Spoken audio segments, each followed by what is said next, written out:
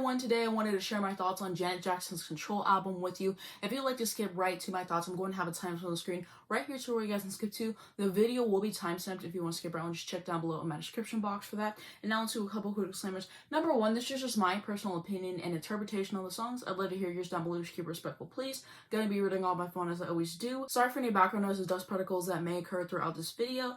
Everything that I referenced to make this video I'll mention will be linked down below in the description if you're interested. Lastly, if I have any notes that I get to check down below, I might have a pin comment.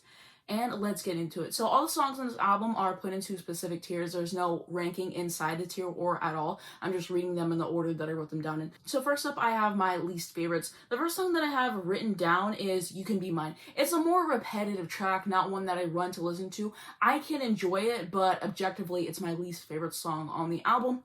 And then next up is going to be When I Think of You. I think that this is a good song. It's one that has grown on me more, I will say.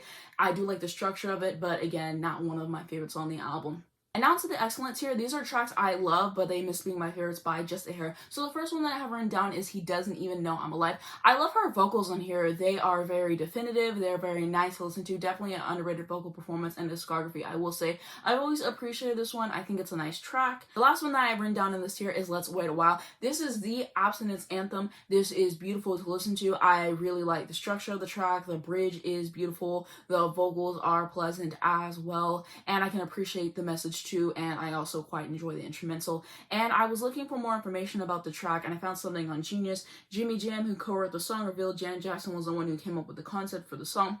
The theme of the song, Let's Wait a While, was Janet's idea. She's not a preachy person. She's not telling people how to live their lives. All she's doing is offering an opinion. Now into my favorite songs in the album. The first one that I have written down is What Have You Done For Me Lately. I found the story behind the song to be quite interesting. And basically what happened is that Jimmy Jam and Terry Lewis, who produced the album, they thought it was finished. They were playing it for John McClain, who was like the head of A&R at A&M Records. So they play all these songs for him. He's like, oh, I just need one more song, right? And then they go out somewhere with him, and then they pop in this cassette, and it just had like tracks that they had written for their own album. And then he heard What Have You Done For Me Lately, just like the instrumental, and he was like, oh, like I think you need to show this one to her, like I think this is it. And I showed it to her, and then she was like enjoying it, and she was like, oh, who is this for? And then they said, you, if you want it. In the end, I'm really glad that it ended up with her, because what a moment, what an iconic song. I think that the sentiment of this song is interesting, one that I can definitely get behind, just saying don't get too complacent in relationships, like you still have to put in effort and everything as well.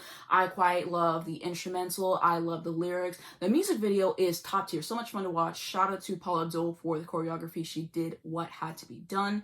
And this song is just so catchy. I love the energy. I just feel so empowered listening to it, and that's the best. The next song I have written down is Nasty. So it's basically about an encounter that she had with these guys who were like harassing her, catcalling her, like all that kind of stuff. And I found something on Genius of her like talking about it, and also Jimmy Jam talking about it, I believe. So I have that on the screen right next to me just so you guys can read over that really quickly. But what I really like about the song is it has a distinct energy. There's so much confidence about it. There's so much attitude about it, and that's what keeps me coming back listening to it. Also, it has that iconic line, no, my first name ain't baby, it's Janet, Miss Jackson, if you're nasty, which is just something that has lived on, and just what a moment. And it's just one of her signature songs. I think the music video for it was great. I could appreciate the choreography. Once again, shout out to Paula Abdul. It was so compelling to watch. I just really liked the whole thing. The next song I have written down is Control. This is what starts off the album, and it does so flawlessly. I love the intro. I love how everything leads up. I love the instrumentation. This song just really hits, and she's just saying, I'm taking control of my life. I'm not letting other people tell me what to do.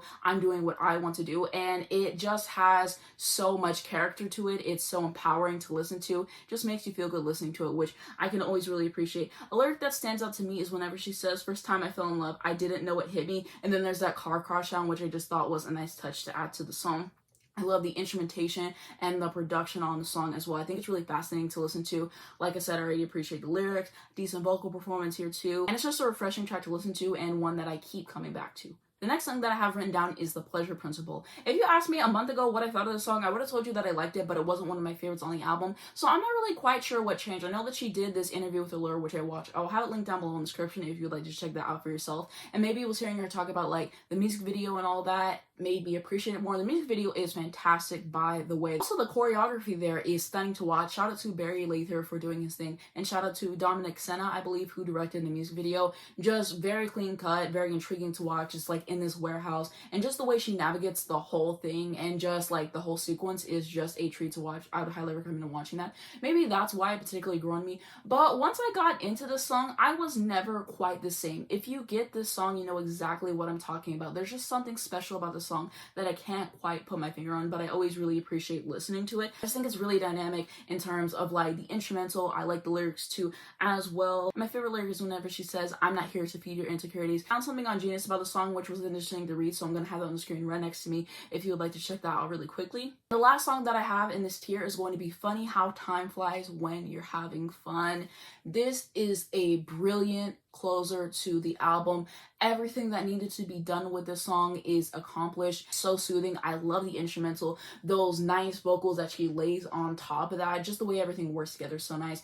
And it's one of her more central songs in like the discography, and like this is kind of the start. And then, as I was saying in my Rhythm Nation video, like the continuation of it was whenever she did Some Days Tonight, and then she continues more with like the Janet album and whatever. But like this is the start of it all, which I think is cool. I like where she takes her vocals to as well. I found something again on Genius for the song, which I have on the screen right next to me for you guys to read.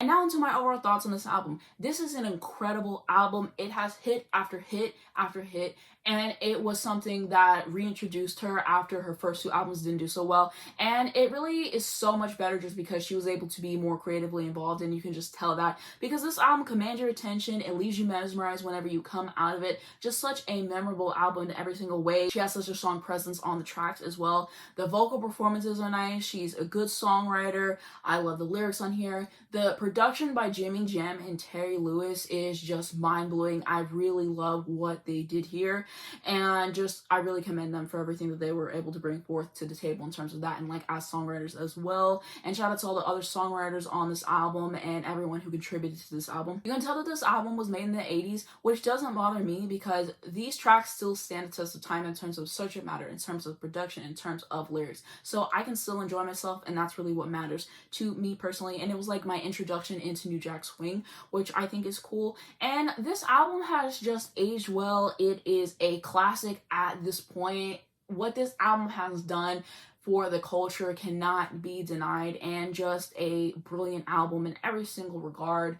To the point, 9 tracks did what had to be done. I also love the album cover as well, and the choreography that Paula Abdul did during this era cannot be understated. She did what had to be done. And again, also shout out to Barry Lather and everyone else who was involved in terms of the choreography. Dominic Senna, everyone who was like involved in this era did what needed to be done. Just such a memorable era, and I think that's what I appreciate. You can tell that there was so much effort put into the music videos and the image and all that, and that really comes through. And of course, I love all the music videos that Janet was talking about here. She's a great visual artist. Like I said, she has some of my favorite music videos of all time. She just really understands that.